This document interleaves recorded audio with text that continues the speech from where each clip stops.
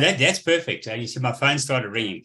So that's incredible. So we're going to come back to you just now. And Adrian, fill us in. Yeah, morning, Grant. Morning, everybody. My name is Adrian, and I'm the specialist IT recruiter at Pro Talent Recruitment.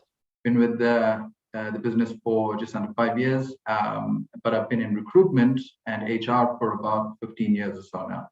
I'm thoroughly enjoying it, just like Rose. We get to be in our dream jobs. All right. So now what we're going to do today, folks, and everybody at home, is recruitment, jobs. What we're doing here is one of the most critical things that has happened since COVID, and even prior COVID. Is that so? What we're going to do is I'm going to give it to Rose and Adrian just to explain just a little bit what's happened in the marketplace, where we've been, where we are, and where we're going, because it's damn important. So things have evolved, and the two of you, I think, are in the best position to actually fill us in and where it is. So it's back to you. I'll come in later on and put the pieces together. But in the meantime, it's your show. Cool. Thanks so much. Thank you. Okay, so I think this topic of recruitment and retaining your top talent is an important one, because it's often said that people are the most important asset in an organization. Yet we've seen they can also be the most difficult asset to manage. So our hope from a talk like this, or from tackling a topic like this, is to help business owners or businesses or HR practitioners better recruit and retain their staff. We've seen a lot that has happened, especially in the last 3 years, post-COVID, looting, whatever you want to call it. And I think it's important for us to educate business owners on the trends that are currently, or the current trends, and just how we can do things better as people. I think for me, it's important to ask yourself a few questions before we start. And the questions that I think are important is to ask yourself, have you noticed changes in the caliber of candidates that you've interviewed in the last, let's say, 2 years? I think if we all think about that question, we'd realize that there's definitely a marked difference in people in the last few years. Another important question is, have you hired the wrong person? How did it impact your business or company? I think every one of us can think back to that person, and it can actually give you goosebumps to think what impact they had on your business or on the company itself. Another important question is, have you lost a great candidate to another employer for whatever reason? Your recruitment process, or the candidate was that great that they had 2 or 3 offers at the same time, and unfortunately you couldn't match something that they received. All of these questions are things that a lot of business owners or HR practitioners or managers are struggling with at the moment, and trying to make sense of, to hire better and to retain their staff. Recruitment is one of the most important but difficult parts of the jobs that everyone here would have, because it can also be very unpredictable. But I think we've learned as recruitment specialists that if you make the right hire, it can be very, very rewarding. So really, I want to commend the people that are on this seminar or webinar for the difficult job that you have, because it's quite a massive responsibility to try and find the right people for your business. Or and often this task forms part of what we do and is overlooked in terms of its importance. So I just wanted to start by looking at a few stats just for us to ponder on, as I go through the content. If you look at the slide, we can see that 96% of employees cite empathy as the most important factor in employee retention. And we've seen this more and more, as we consult with higher level candidates or mid to senior level candidates. They want to feel heard, they want to feel valued, they want to feel equally treated, all of those types of things. So I think this is important to understand, that the majority of your organization in terms of people is looking for empathy as one of the things that they cite is important to them. 75% of employees quit their jobs because of their bosses. Frightening stat if you are a business owner, but I think it must make you question your engagement with your staff and think about what would they be saying about you. 37% of employees feel job recognition boosts their productivity. I must say, as a manager and as an HR manager previously, I've seen this in the sense that when you recognize people that go the extra mile, they are inclined to just perform better, and they're inclined to go the extra mile, in the future as well. 63.3% of companies say that retaining employees is harder than hiring them. And Adrian's going to touch a bit more about this later on. Only 25% of businesses have an active engagement strategy for the employees. So that tells you only 25% of businesses think that this is important to have as part of their company strategy or as part of retaining the employees. There's a few topics that I'll be tackling, and there's topics that Adrian will be tackling. So just so that we tackle as much as we can in this type of platform to give you as much information as we can. And the first thing that I'm going to be talking about is how to avoid hiring the wrong people. There's a lot that can be said about this, and we will be talking a lot from our experience, because I think when it comes to understanding what people want, understanding what our clients want, I'd like to believe we are, let's say frontline workers, if you want to call it, to be able to advise on this type of thing. So the first thing that I want to touch on is spending time refining the job description. I can't tell you how many times we see this where a client will send us a job description and say, I'm looking for an accountant. And the job description is an old one. It is one that they used for their previous accountant, and they haven't taken the time to revise it, to spend time refining it. They just send you an old job description and say to you, you need to use this to hire the person. There could have been lots of things that could have happened from the time that this person resigned, from the time this accountant resigned. There could have been a breakdown in processes. There could be bottlenecks that have been identified when doing an exit interview with this, let's say, accountant per se. There could be issues with the system, with the team, with the facilities. There could just be a workload issue where you might have to refine this job description, take out some of it, because maybe the person left because they felt overworked. So I think, as a recruiter, it's important that you would look at your job description and make sure that you sit with the team, and that there's buy-in, and that everybody agrees this is the job description for the new recruit that's going to come into the team. For me, a job description must include key characteristics required for the job. In certain jobs, negotiation skills is critical. In some jobs, accuracy is critical. These things are important to define and to add to the job description. It is said that a job description must be concise, it must be to the point, but I believe there are certain things that you should not leave out. This can include working hours, benefits, weekend work, overtime requirements. I had an offer for a candidate and he declined the offer because the contract of employment said overtime or weekend work is a requirement or is mandatory, and that was never discussed with him in the interview, and it wasn't on the job description to start with. So it would have wasted everyone's time. Is there a vehicle required for the position? I think these are things that are important to add on to the job description. Another thing that I'm seeing a lot with our clients is that they want to group unrelated jobs together. Now, HR and management would be given this mandate to save costs, which we all understand.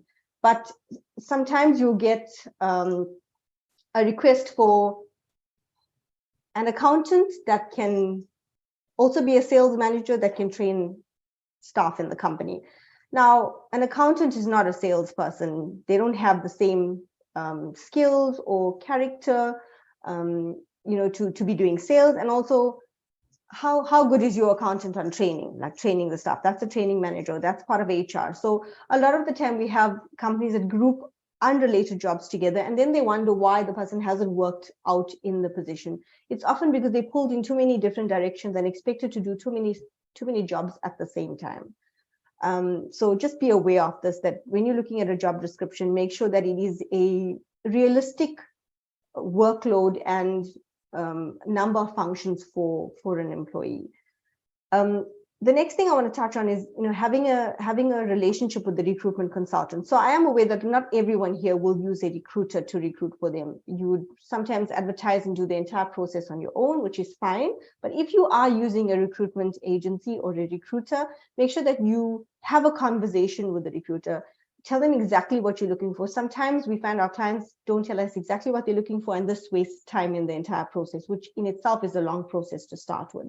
So know your negotiables and non-negotiables for the position. Preparing before an interview is very important.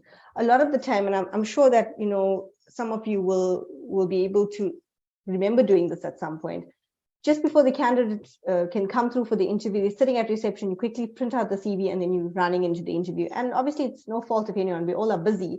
But if you take the time to prepare before an interview, prepare questions, notes, highlight discussion points, look at the CV, see where there are red flags, you'd be able to have a better quality, of interview with the candidate, and you'll be able to maximize the time that you have for them for the duration of the interview. They've come all the way, they've made the effort.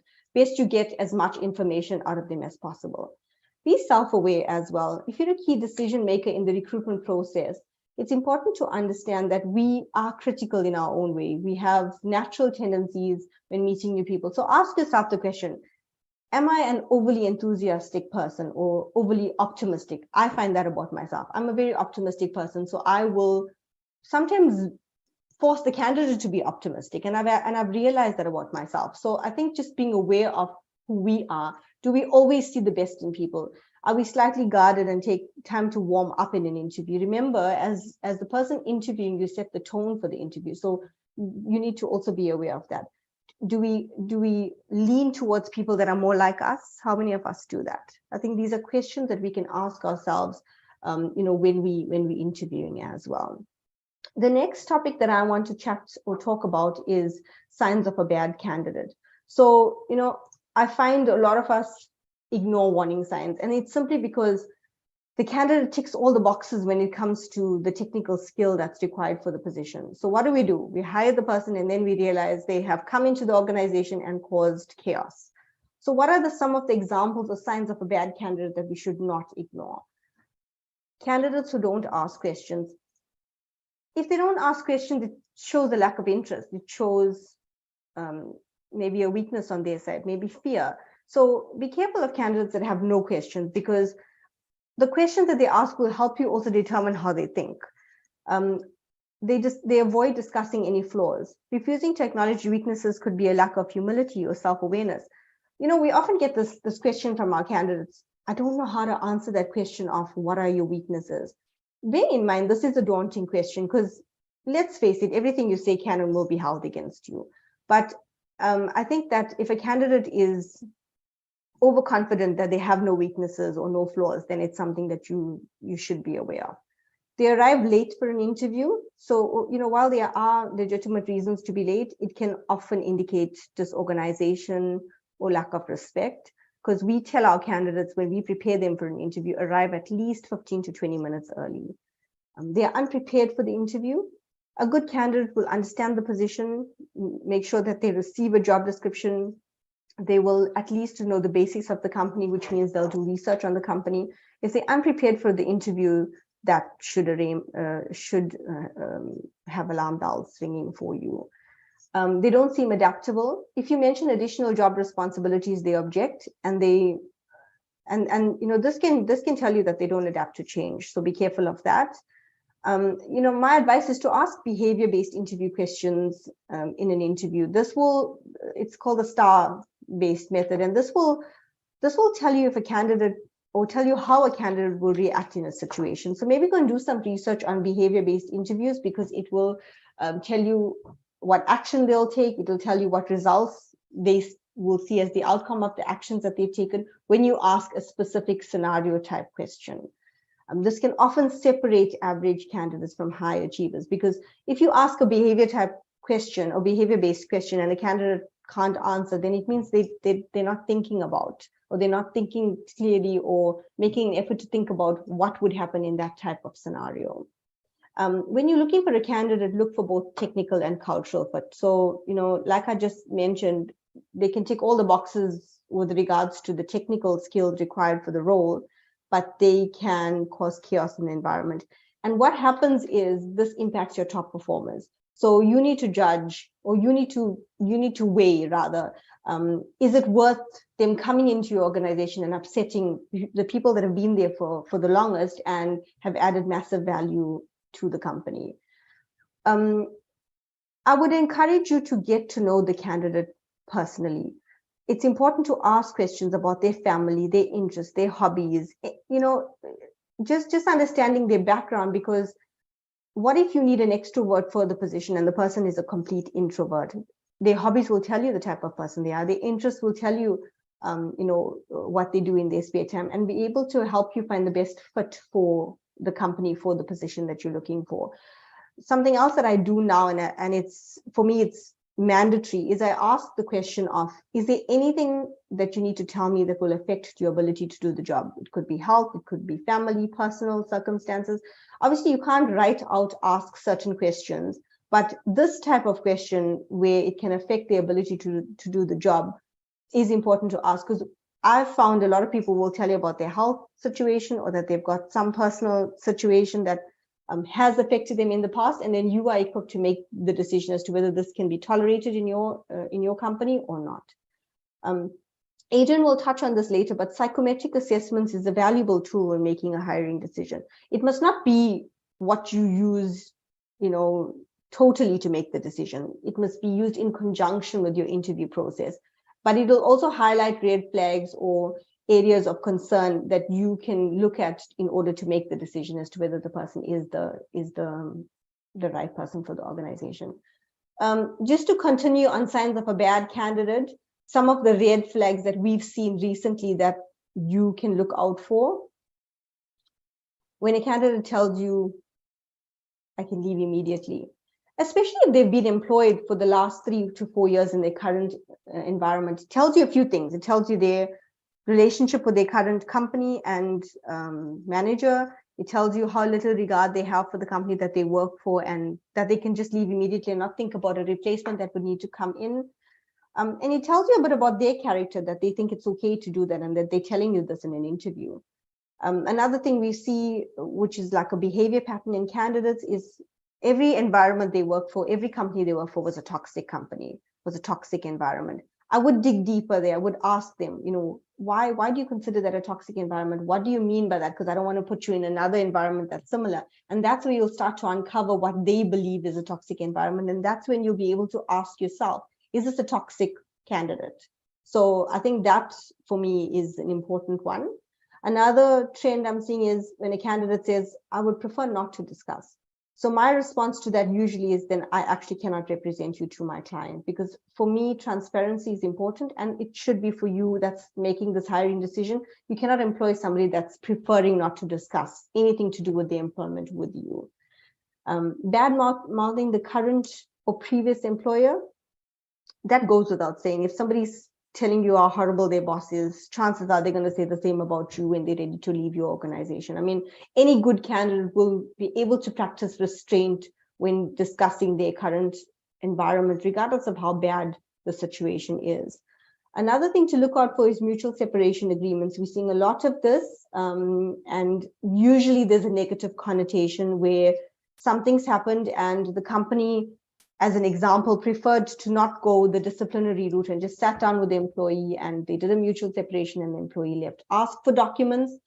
At the end of the day, if it's to do with employment, you can ask for any document, because you are the potential employer and you are needing to make a decision and satisfy any questions that you have around the employee with regards to anything that they are stating to you or that's on their CV.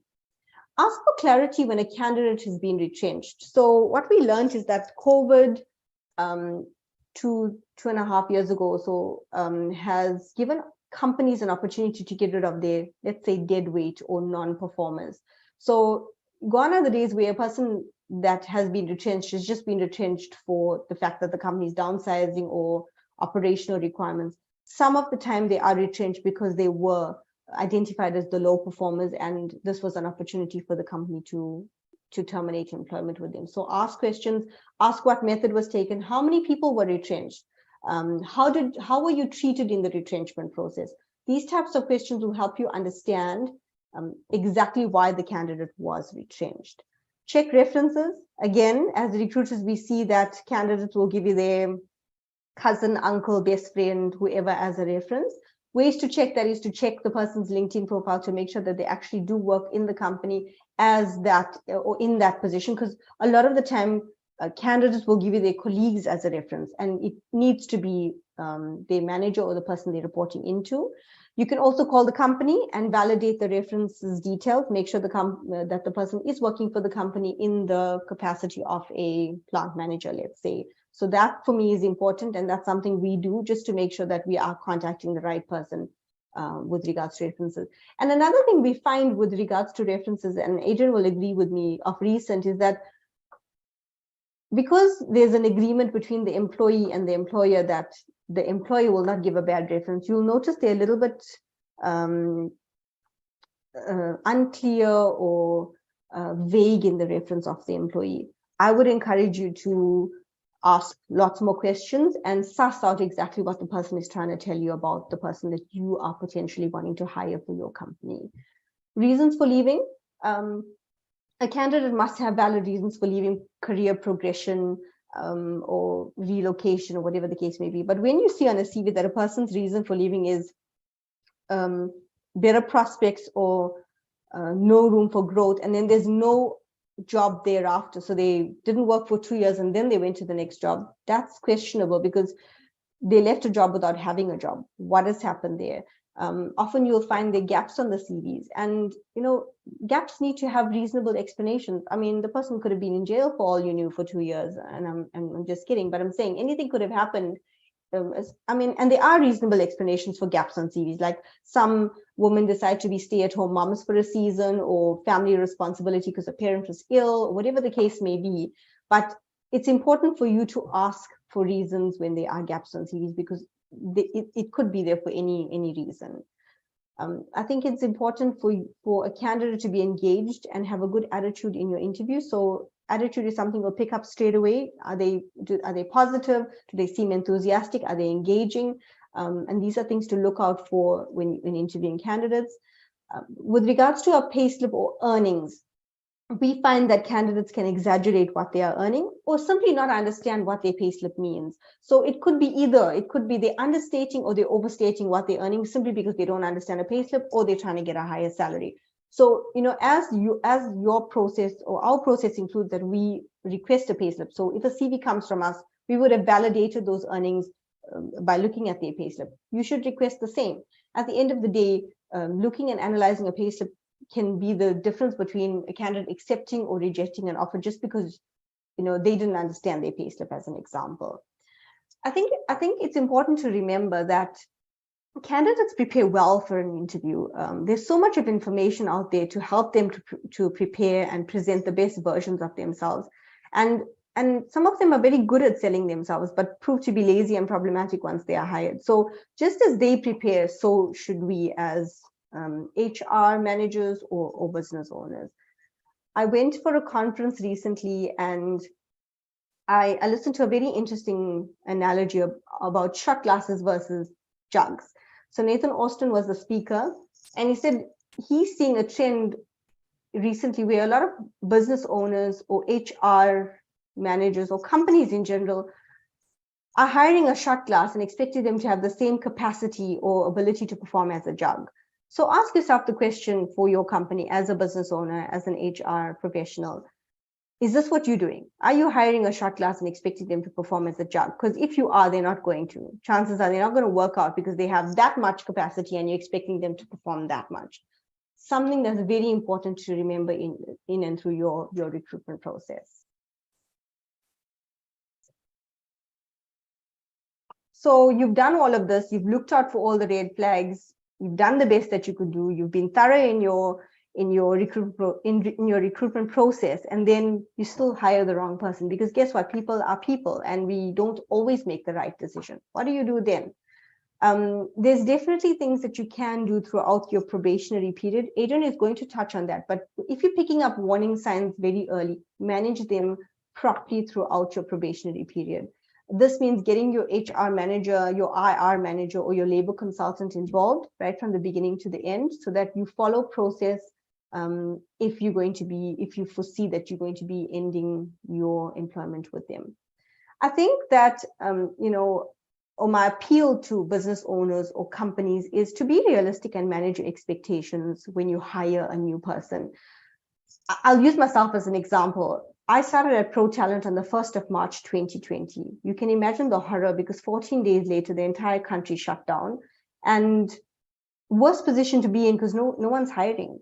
I think if I didn't have the support of Cindy Norcott and the team that I work in at that point, it could have been it was a very daunting point in my life, because you start in a new company having been quite settled in the previous company, and you take this leap of faith to start a new job, and then you have this type of situation to deal with. It's very it's dramatic, and it's not a common occurrence, but I just want to put you in the mind of a person when they start a new job and how that could feel for them. So my advice to you, or my appeal to you, is to know that even the best candidates cannot be expected to add value straight away, regardless of the position they're in. They'll need to learn the business processes, the business products, the systems, the people, before they start being impactful and contribute the way that you are expecting, or the way that they've sold themselves in the interview. Sometimes that could take between 3 to 6 months, sometimes even longer. I find that the more time people take to learn the organization and the processes, the better they are in the long run in a company.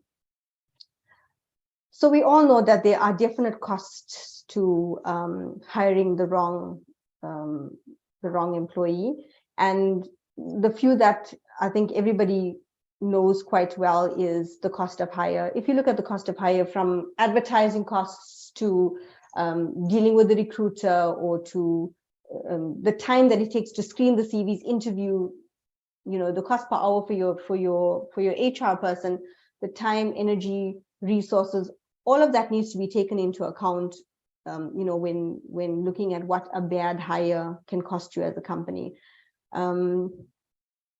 The next thing is the cost of training. So obviously, when you take on a newbie, manpower and resources need to be allocated to training. Considering these costs, the human resource departments are usually under a lot of pressure to find the right candidate, because otherwise you training all year, every year, and no company wants to do that over and over again. Productivity loss from the time the person leaves to the time the new person starts. Everybody needs to sort of take on additional work, manage the process till the new person's settled in.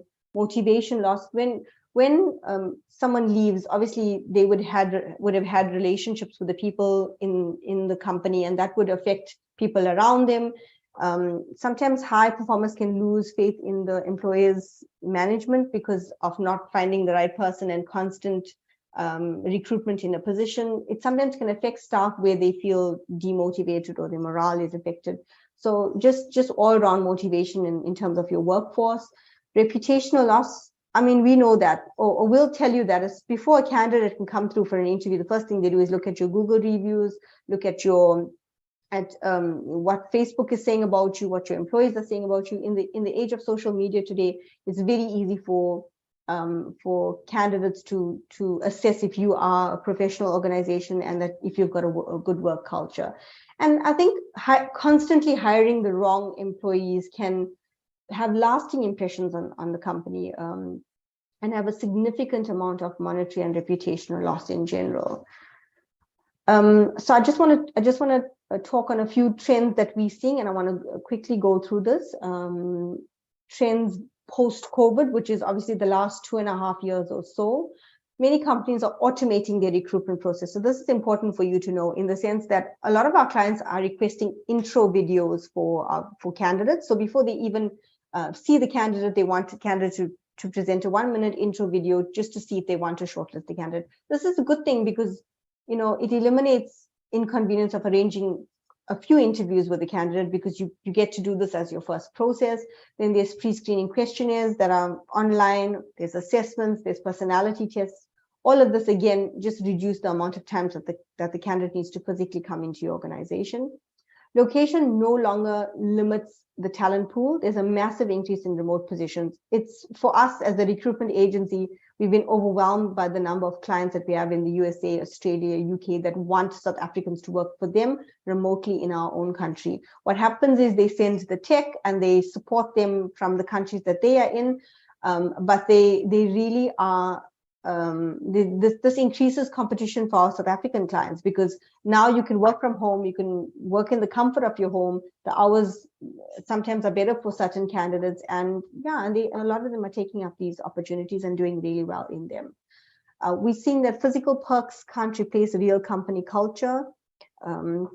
Company reputation becomes key in hiring. Check your Google reviews. My suggestion is that you incentivize your staff to review the company, because obviously the more reviews that are positive that you have, the better it is for you if anyone's reviewing your company on Google or looking at your company on Google. Many companies have adopted a hybrid work model to allow flexibility and work-life balance. This seems to be very attractive to candidates because they want to have, lots of professionals are rethinking their purpose after the pandemic. Adrian will tell you, we've seen a massive increase in digital marketing, e-commerce, and IT roles after the pandemic.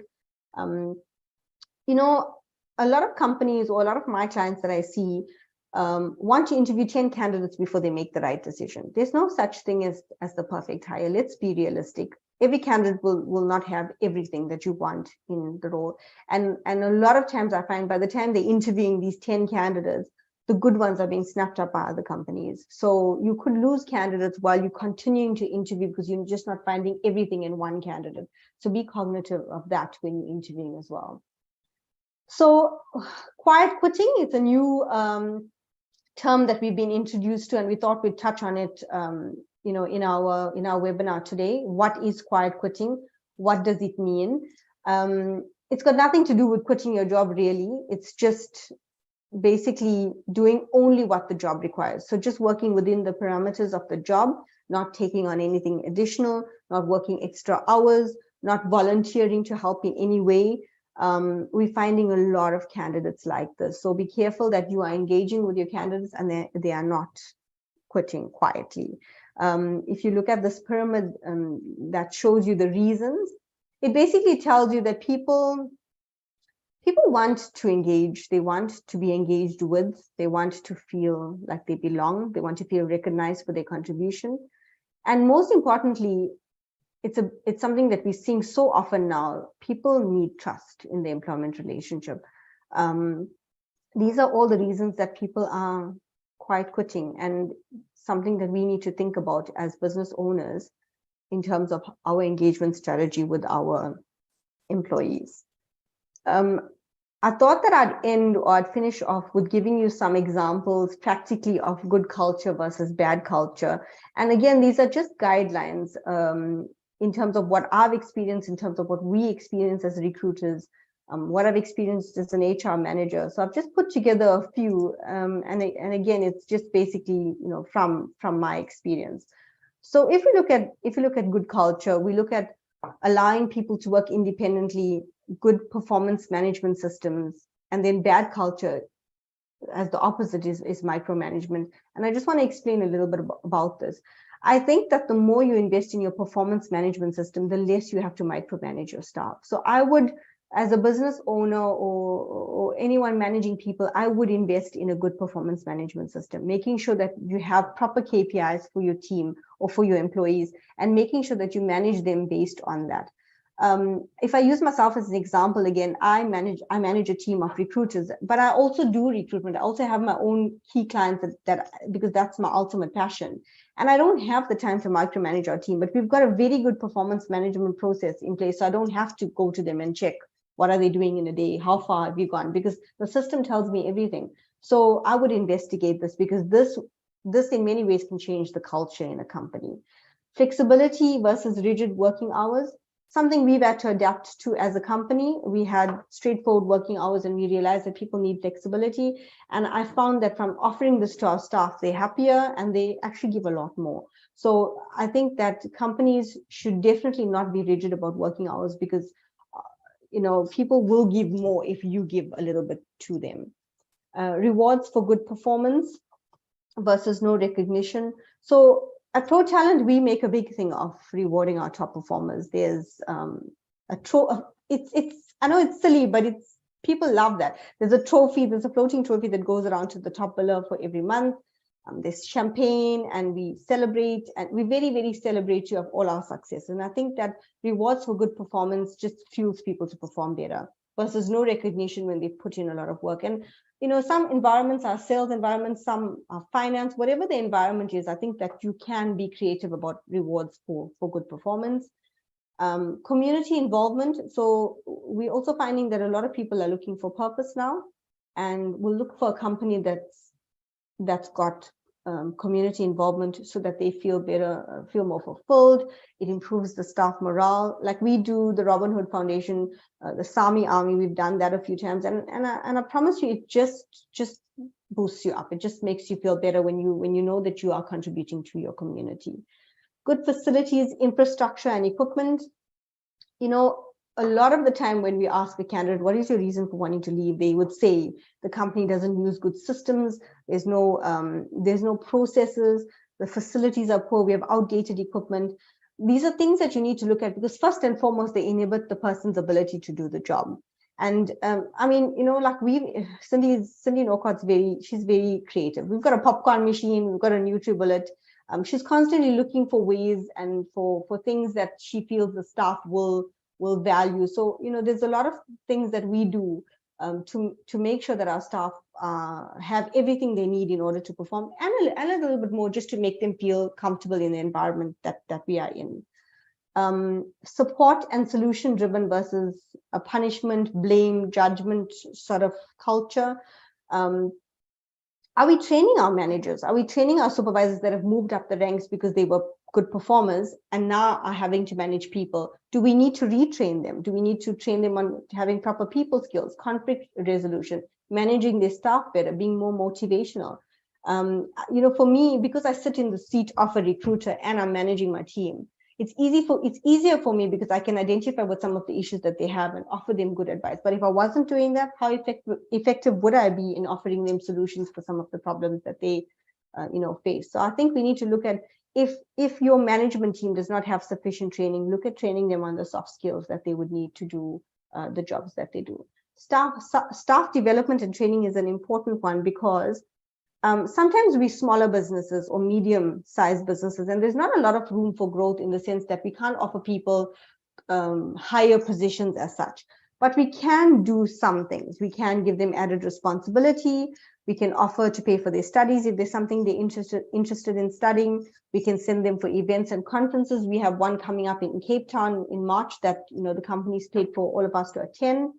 We can diversify their roles just to give them better job satisfaction. So what can you do to develop and train your staff?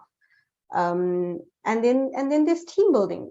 I think that team building is so important, especially with what people have been through and the isolation they've had to work in for the last few years. So we make an effort to make sure that we do team building, because you learn better to work with your team when you understand them through team building exercises. When you don't do team building and people are expected to work in silos, it also reduces their ability to work together to solve problems because they're not engaging with each other. Our team did something recently. It's the Gallup Strengths Finder, and we found it to be so valuable in identifying what each of us have as strengths. And it actually made us be able to work better with each other and work on each other's strengths and understand why we work the way we do. So I would encourage you, if that's something you can do as a team building initiative for the team, do the Strengths Finder, and everybody, it'll also affirm what you know about yourself and help you to understand yourself better as well. And that would be my advice on recruiting and retaining your top talent. I think at this point, I am confident to hand over to Adrian, who will take over from me. Thank you.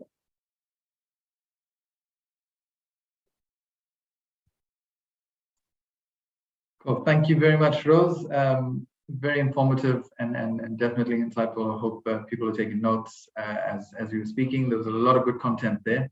Grant, how are we doing for time? Are we all good? Yeah. Look, the topic's very, very interesting. So, yep, we're good. Okay. What I need, Rose, if you can just exit your share so we can give it to Adrian. Have you got this screen? You've got it. Okay, great. We're on track. Sorry, I'm not on track. Beautiful. Okay. So over the next few minutes, I'll be talking about just again touching on a few things that's changed, especially in business. The challenges of hiring top talent. Rose mentioned quite a lot on this already, but I'll just touch on some key points as well, just some challenges that I've seen and we've seen as recruiters.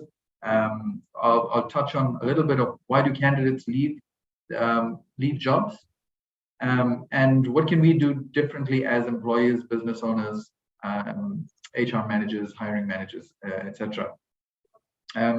So yeah, a lot has changed. I mean, corporate business in its essence, probably in the last 100 years. We've seen 3 generations. I know, my grandparents would have grown up differently or worked or been in work situations completely different to how I am now. The same with my parents.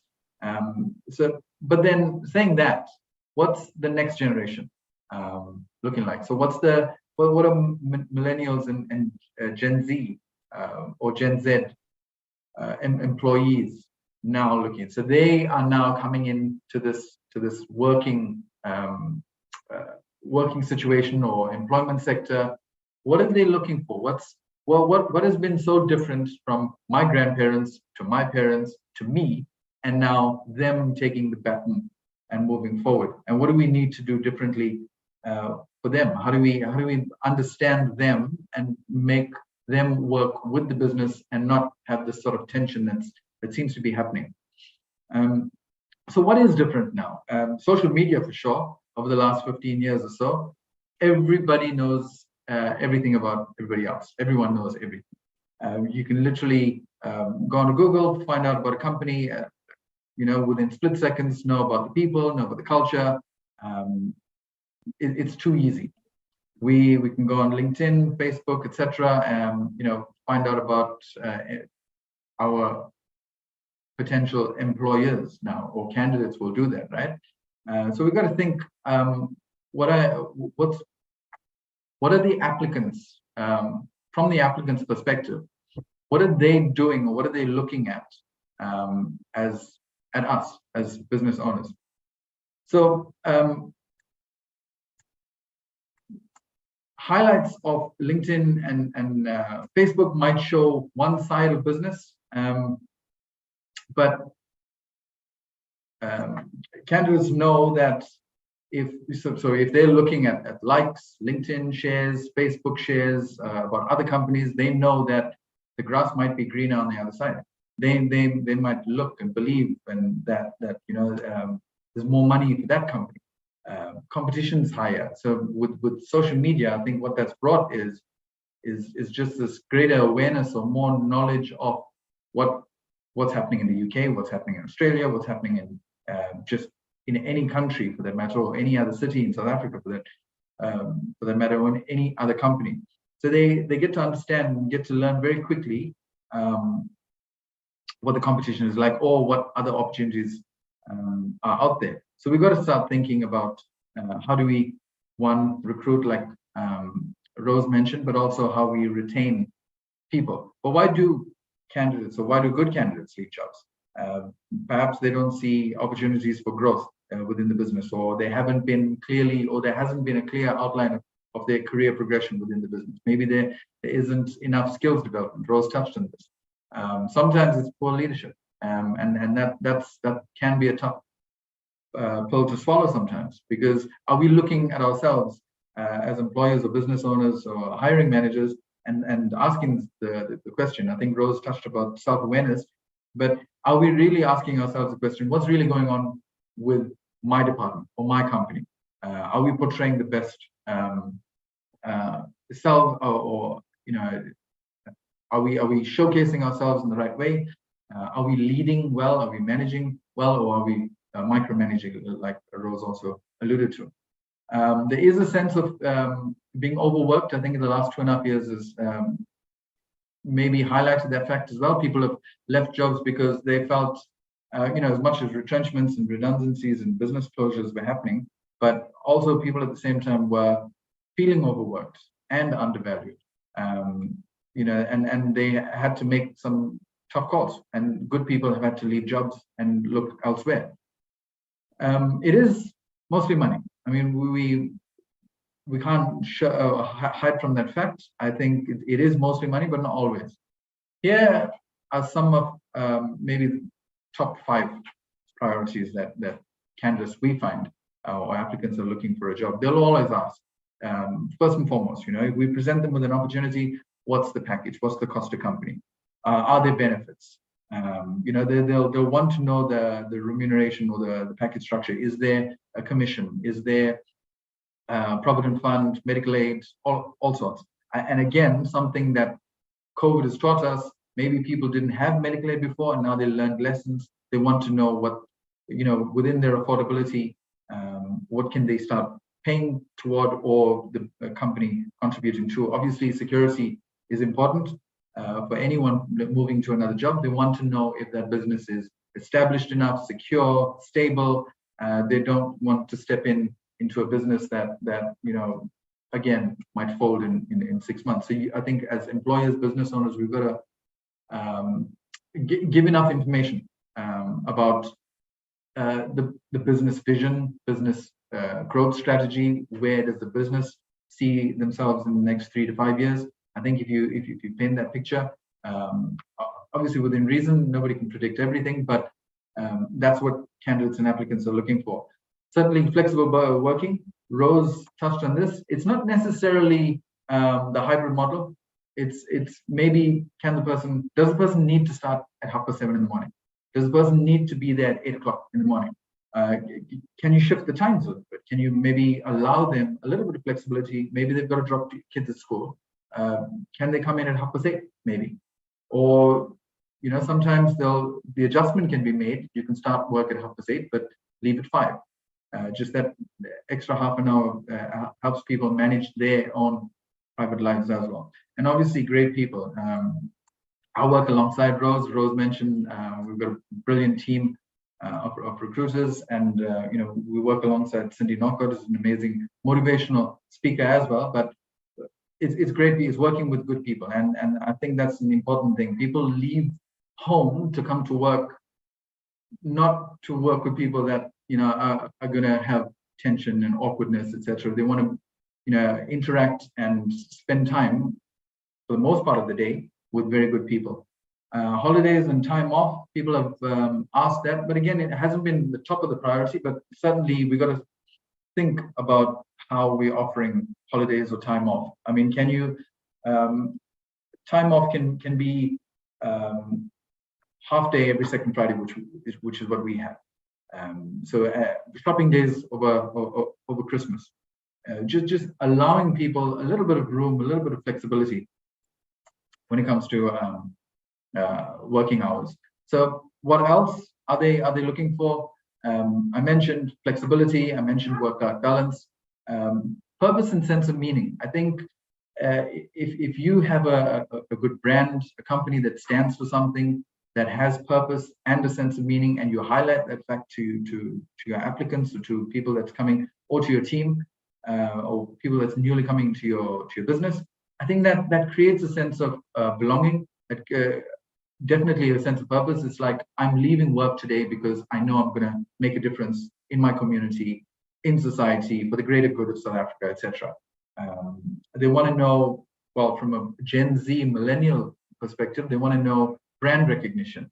Are you creating within your business? Are you presenting your brand the way it needs to be? Is it highlighting again your sense of meaning or your purpose, or the CSR, CSI outreach that you might be doing alongside that? Within your company, are you offering skills development, training, upskilling? Rose touched on this. I think we can fall short on this sometimes. Employees might feel stagnant. They would leave because I think I get this a lot, no growth opportunities. I think especially within millennials and Gen Z, you've got to always show them or offer them training or training in a new skill. And with technology, and I look after mainly IT within the business, within technology, it's rapidly changing. So you've almost always got to be on top of your game in that. Are you offering quality service or products within the business? And are you delivering on that? Are you an integrity driven business? People are looking for that. People want to work with businesses that have a positive impact on society. For sure, leadership is important. So working with a visionary, a big thinker, a person that is forward thinking, is also innovative in their way of working. I think people are looking for that for sure. And then good leaders that develop people. So again, we work with a fantastic team of recruiters within the business, and working alongside Cindy, she allows everyone a bit of freedom to hone in on not just recruitment, but hone in on a particular skill that they have. Each of us brings a certain or different aspect to the business, and that not only adds value to ourselves, adds value to the business, and basically taking the business forward. So I think sometimes employers or business owners might feel too territorial or take too much of the ownership in saying that only I can add value, or only I can dictate innovation. Whereas somebody in your team or your new hire might be that person who brings in this new tech, or brings in this new system or process that changes the dynamic of business. And that just takes the business to another level. So I think let's not be short-sighted when hiring people or looking for people that can add those incremental values, I guess. So I'm going to quickly talk about processes, and again, to the detriment of some of our clients, the way hiring or recruiting process has been to the detriment. It has been to their negative. It hasn't worked well. In other words, Rose mentioned that is the hiring process so long and daunting and just arduous for the candidate and onerous sometimes, where they lose interest, or they've been looking at other opportunities and taken another offer elsewhere because your process hasn't been clearly outlined, or your process isn't streamlined or quick as well. So candidates do want to know that you're taking the process seriously. I think when an applicant sends their CV, or you initially engage with a candidate, tell them what's in store. Tell them, all right, this is going to be the first interview. There's going to be a second interview. There's going to be a technical assessment. Have them or prepare them for that, instead of just interviewing and then waiting and then possibly setting up a second interview, possibly setting up a technical interview, possibly sending out an assessment. I think we've got to be clear in our recruitment process. So also be creative and innovative in the process. You want to engage with the applicant, the candidate, and build that foundation of trust and respect. They are giving you your time. So I think we've got to honor that. We've got to respect that as well. That some people are using their leave to take time off to go for interviews. So we've got to think from their perspective.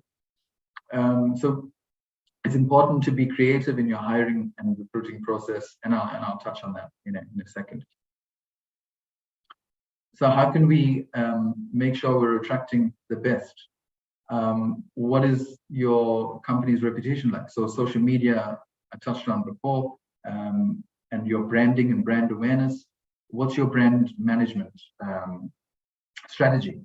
Are you highlighting, how good your business is, how good your product is, how good your service is? Are you highlighting the value of your people that you're bringing to the table?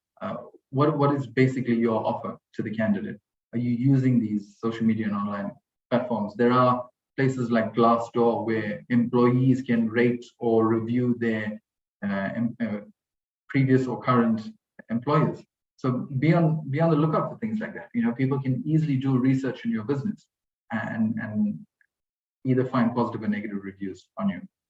So create that employer brand, both internally and externally. It's not just showing pictures on Facebook, but what are your own people saying about you?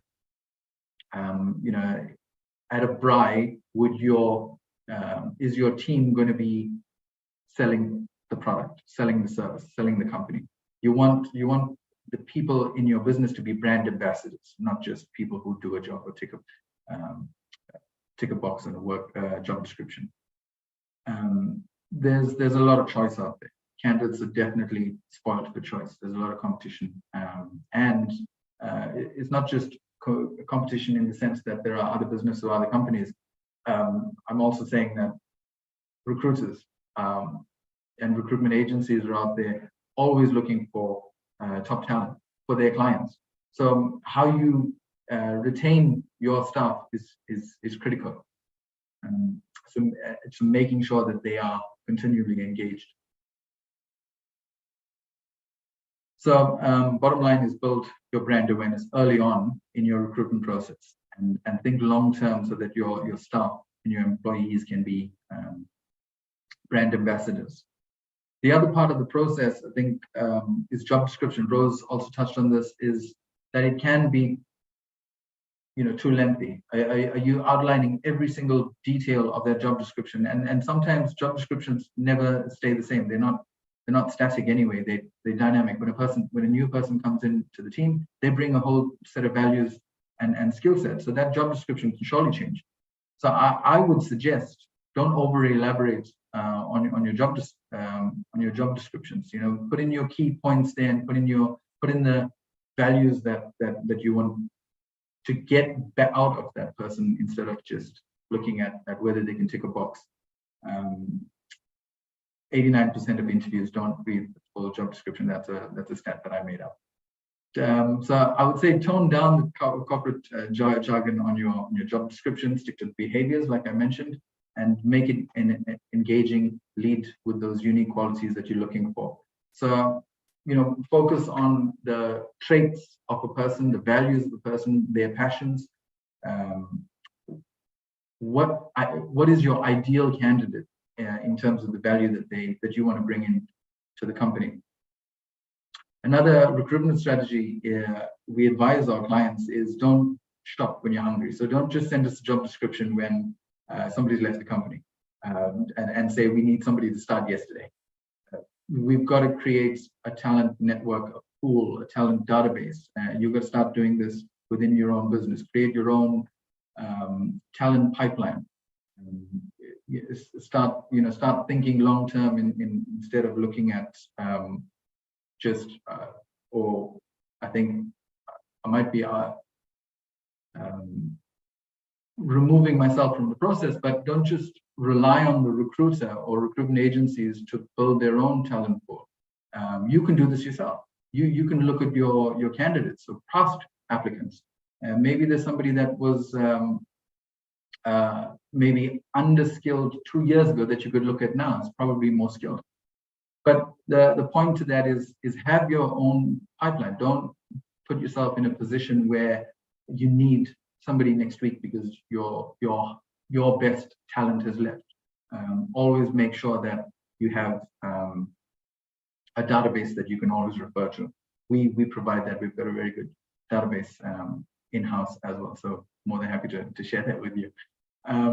Do you have a succession plan in your company? Do you know what's going to happen when your top salesman is going to leave? Do you know what's going to happen when your finance manager leaves?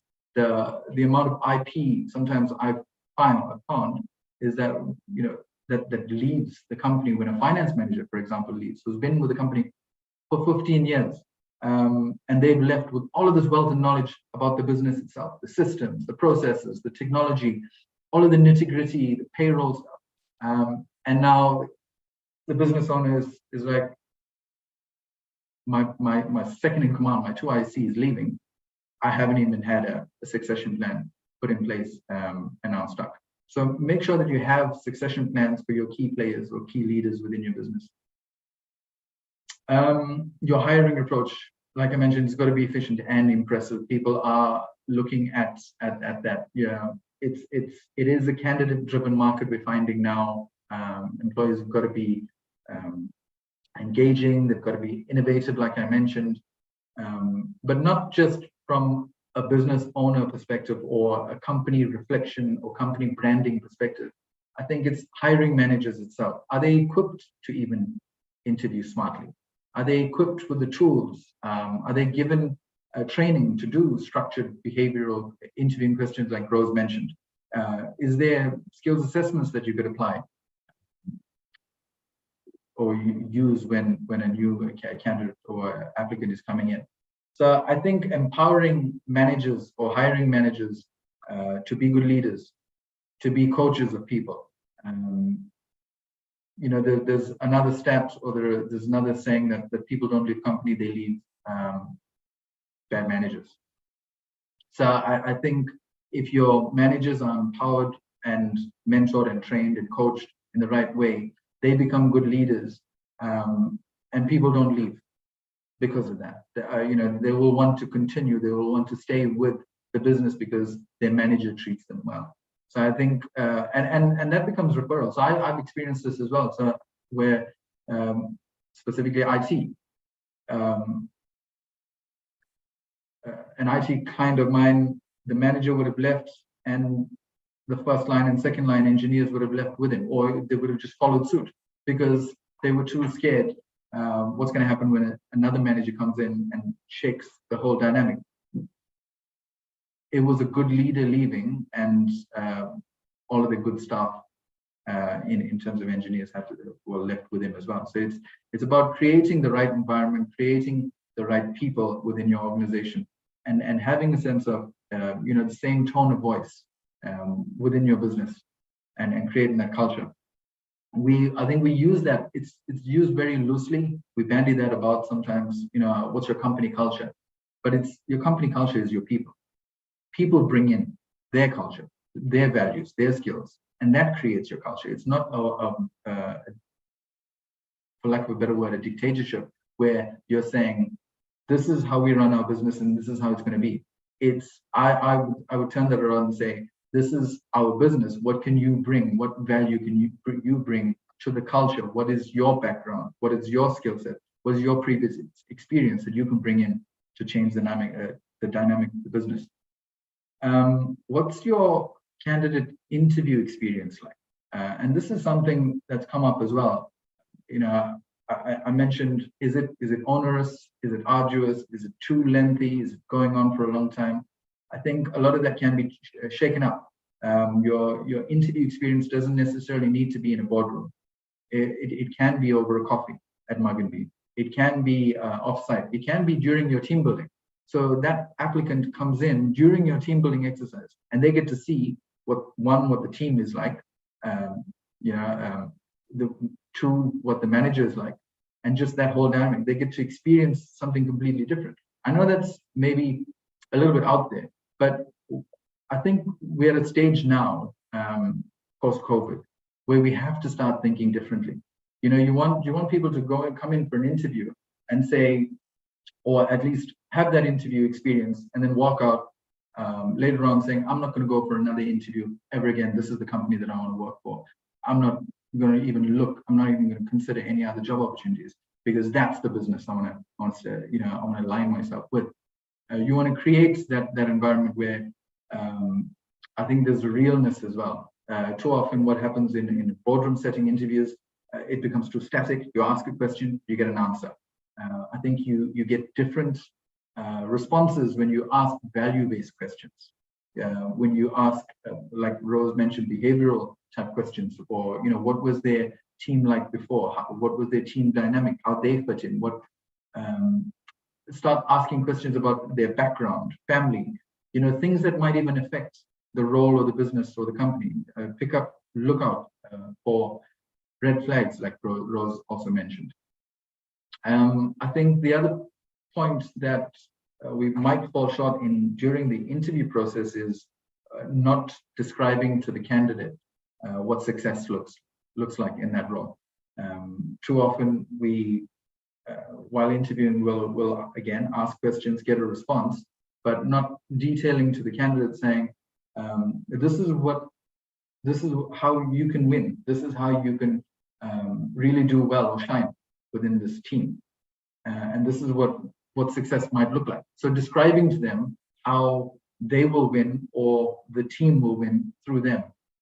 I think we forget as recruiters, hiring managers, business owners, that we are presenting to candidates as well. I mentioned just now that it is a candidate-driven market, and we forget that, I think we focus too much on, okay, candidate, step into the boardroom, you present to us who you are, what you're about, what you've done, what your experience is. Whereas it can be balanced by you also as a business owner or hiring manager presenting to those candidates in terms of what your business does, what your values are, what the wins, successes, achievements were, and your projections, for the next 3 to 5 years. Just give them a sense of, give them a sort of a visionary thinking interview. We found that 1 out of 3 new hires will leave their job within 6 months. It is a scary stat. We're also experiencing it, but it is definitely something to think about. So I think if that's the case, if 1 out of 3 people are leaving their jobs in the first 3 months, are we doing enough? Are we doing enough in that 6 months? So we'll spend hours, days, weeks, months, sometimes looking for the right candidate. Putting a job description together, posting an ad, engaging with hiring or recruiters or agencies. We'll invest all of that in the hiring process, found the right person, but take our foot off the pedal when it comes to them starting. So if you've made an offer to somebody and they signed the job offer, what do you do next? Do you wait a whole month before engaging with that new hire? Do you just leave them be while they're working out their notice period, and then hope for the best on the 1st of December that they'll come in happy and engaged and presenting their best selves? I think, and Rose will agree, onboarding and employee engagement starts from the moment they put pen to paper. So the moment they've signed that job offer and now working out their notice period, you've got to stay engaged. From that time, you've got to stay in touch throughout the process. Can you set up coffee meetings with yourself or maybe members of the team during the notice period? Are you touching base? Are you checking in with them? Are you setting up Zoom meetings if they're too far away, for example? I think engagement with that applicant or candidate is really, really key during that notice period. Again, Rose and I were discussing some points yesterday, and some of the things were like, as basic as, or some of the things that candidates will experience in their notice period is, so they've handed in resignation, and now their manager or their boss or the team is going, oh, well, why are you leaving? You've been here for so long. You're the best at what you do. We're going to lose you. That next person's got big shoes to fill. Now, if they're getting bombarded with these affirmations and praises all the time within their notice period, don't you think they're going to feel less thrilled to start on 1st of December, 1st of January? Isn't that going to change their mind or start, getting their wheels turning? We've got to think, what if that employer doesn't find their replacement and then counter offers? That's happened as well. So during notice period, I think you've got to maintain that engagement. You've got to maintain that touch points. It's very, very key. Again, after signed offers, you've got to plan their probation period with them as well. You've got to describe to them what their first 30 days is looking like, what the 60 days is looking like, what the next 3 months is looking like.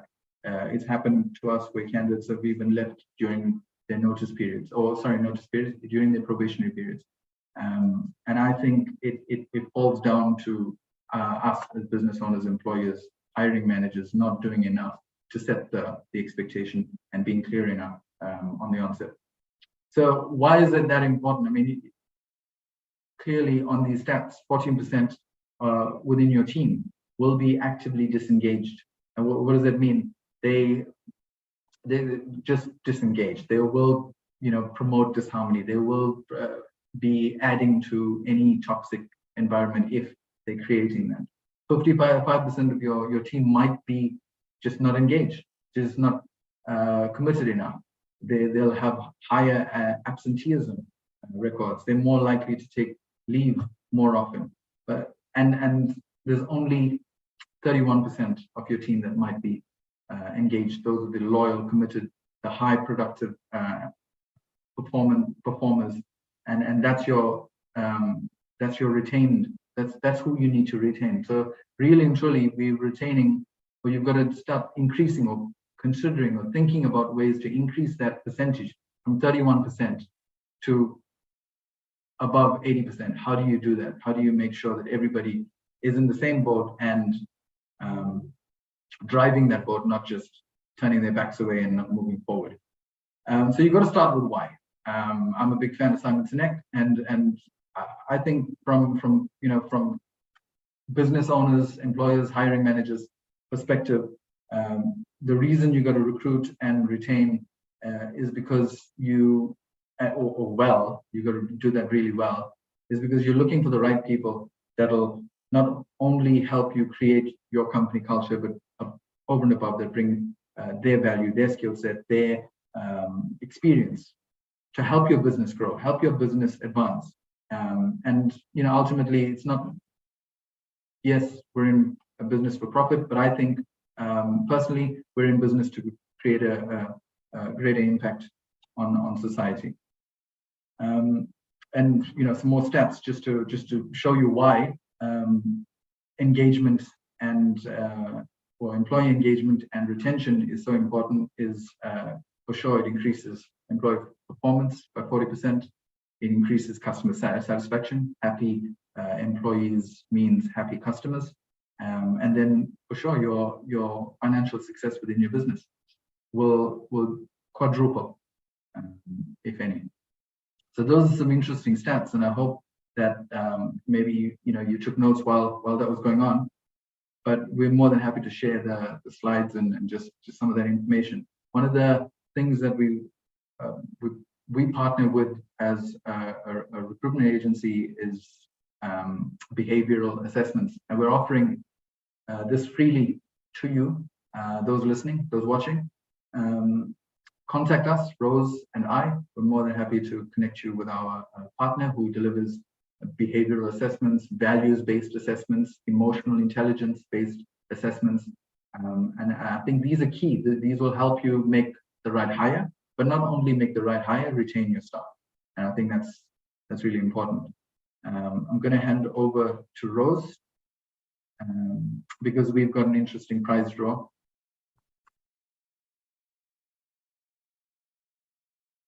Rose.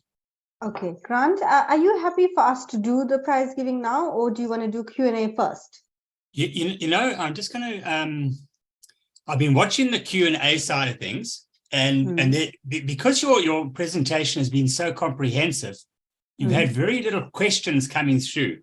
So what I'd recommend is, because timers are not on our side, why don't we do the draw now? Okay.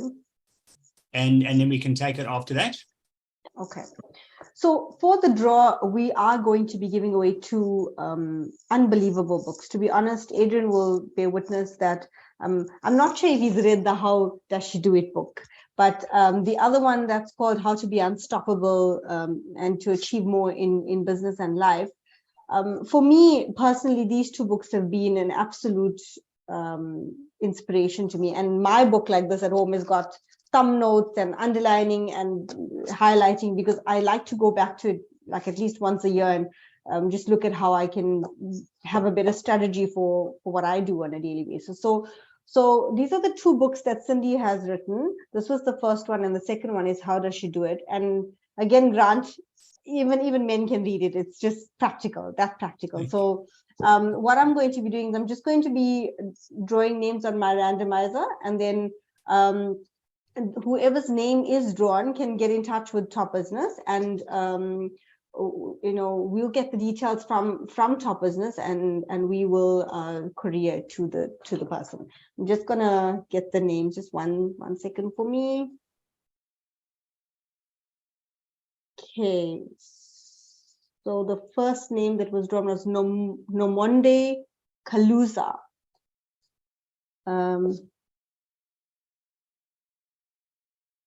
I see Nomonde is on the chat, or is on the call. Nomonde, if you can just send your details through. We'd be happy to courier the book to you. And the one that you'll be getting is How Does She Do It? Okay, so congratulations to you. And then I've got second name drawn is Ruvesh Remdat. Ruvesh, as well, you as well, if you can get in touch with Grant, the book How to Be Unstoppable will be couriered to you. Thank you very much, Grant. All right, great. All right, you're going to give me my screen back, eh? There we go. So I'm just going to get a different gallery up here. Okay, brilliant. So I reckon that is the most comprehensive breakdown that I've ever heard. So well done. You've obviously done this very, very often, haven't you? On a daily basis, pretty much. But no, just in terms of the content, we've done this. We've put it together over time. There's been a couple of sort of mixed matches, and we've sort of brought this all together in a recruit and retain talk. Yeah. So what is going to happen is that this has basically been broadcast on YouTube. So it is available to everybody as a reference point. So what we're talking about now, chaps at home, you can go back. It's on YouTube on the KZN Top Business channel, and you can watch it at any point. And as a reference point, I mean, I started making notes. I ran out of pages because it's like being an incredible lecture. And for the folks in that position who are doing need to do what you chaps do, I mean, if you're looking at two gurus, that's what we've got. But I'm going to ask an important question, because what's happened in the world that we have is digitization comes into it all the time. What happens now is people take responsibility of hiring when maybe they shouldn't.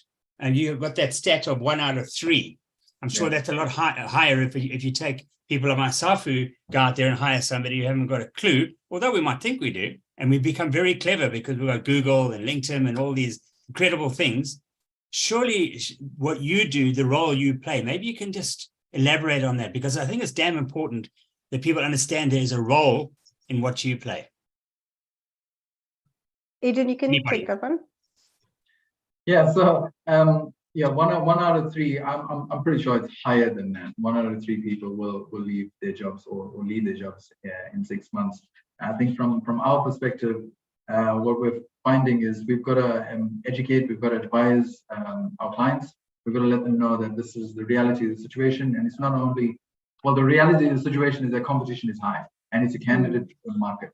And the reason competition is high is post-pandemic, post-COVID, a lot's changed. The world's shrunk even more. I mean, we were living in a global village. You mentioned digitization, but I mean, we're using Zoom now. 2.5 years ago, 3 years ago, we wouldn't have done this. We wouldn't have thought to do this, but it's been doing. You could be sitting in Singapore, for all I know, Grant, and Rose could be in Australia, and we could be doing the same thing. And it's effective.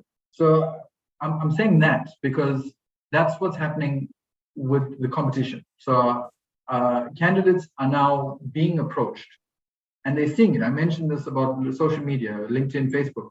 They're seeing other people find those jobs, find those opportunities, getting to travel, getting flexible hours, etc. In terms of remote working as well. And they're like, wait, how did they get that? And now we're losing talent to overseas companies, which is not a bad thing, because it's creating exposure. So we're winning in a sense, but we're also losing good talent in our country. So like if talent is working for UK, US, Australia, and they're looking for talent, they're not necessarily, the cream of the crop is what they're after. Where does it leave us? How competitive are we making ourselves to be? Are we using the right type of tech? Are we being innovative enough? Are we being creative enough to make our brand stand out and be competitive to the Western world, if you can call it that? So there is a reality to that, and it's that number of 1 out of 3 is increasing a lot. It has a lot to do with that overseas market tapping into South Africa, and that's like I said, it's not a bad thing. It's absolutely a good thing. We're getting international exposure, and they're seeing South Africa for the true talent and potential that it has. But I think internally, our businesses, KZN, South Africa, we can do a lot more. We can definitely do a lot more. I definitely agree with that. I think that, Grant, it starts from the beginning of the process in any way, where, like Adrian mentioned, your engagement with the candidate from the beginning of the process to the time they finish their probationary period is the make or break. How you've interviewed them, the time you've taken to prepare for that interview. I mean, we're seeing this all the time. Like, we talk about it on a daily basis, where our clients are not equipped to interview well, so they make the wrong hiring decision, and that impacts the company, it impacts the candidate. Eventually, like I've had recently a candidate, she's excellent at what she does, but they hired her for something totally different and she didn't work out. She's left without a job. They left without the right person. It's just a horrible situation. So I think equipping our hiring managers to hire well, to interview well, to make sure they get to know the candidate well is critical. And, Cindy uses an analogy that we always laugh about. She says that recruitment is not like speed dating or Tinder profiles where you can just swipe right or whatever the case may be. You've got to make sure that you take the time that the process needs to make the right decision, because people can make or break your organization. And we've seen, Adrian will tell you, hire the wrong person and watch how they can dismantle your organization one brick at a time just because they are totally wrong for your business, intentionally or unintentionally. So getting to know the person that's coming into your business starts from day one of interview, through to engagement during the notice period, through to their probationary period, where you're managing them, especially if they're not performing or they can't do what they say they can do. Like when we get a sales position, sometimes in the office we cringe, because salespeople, they're the best at selling themselves, but often to try and find who are effective and who aren't is the problem. So I think that we also need to understand people can be very good at selling themselves, but asking them practical examples of proof of what they've done in terms of pay slips, commission statements, schedules of earning commission, or whatever the case may be, becomes absolutely critical in validating what the candidate is telling you also. Okay. So I think in summary, what I got out there, our biggest export out of South Africa is our talent, isn't it? Absolutely. So we've got to stop that. 100%. But we do have a reversal of that. As you said earlier, is that overseas companies are sourcing us to work remotely there. So our biggest export, and everybody's been saying it for a while, is our people. And the other question you did answer, even though it was a roundabout way, is that yes, technology is out there. Yes, use it to whatever you can. But at the end of the day, if you want to do it correctly, still talk to the people who count. And it's what we do in business, particularly here in KZN, we do it very well. We collaborate.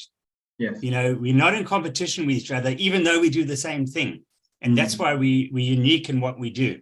Yeah. So Rose and Adrian, thank you very, very much for joining me on KZN Top Business MasterClass. And it's been an absolute pleasure. And you got anything to say in just before we sign off, Rose? Yeah, absolutely. I really appreciate, I think, Rose, I don't want to speak for Rose, but for sure, we both don't take the opportunity lightly. Speaking with your network and speaking with the people that's watching and listening, we want to help as best we can. So, and as much as we can, talks like this, webinars like this, we're more than happy to get involved. And what it does as well is, create awareness and just in terms of educating and giving that sort of insider info from our perspective. We get to see both sides, really. We get to see candidates, applicants, not engaged, disengaged, whatever the case may be. And then on the flip side, dealing with our clients, and we're like, come on, we need to be this bridge.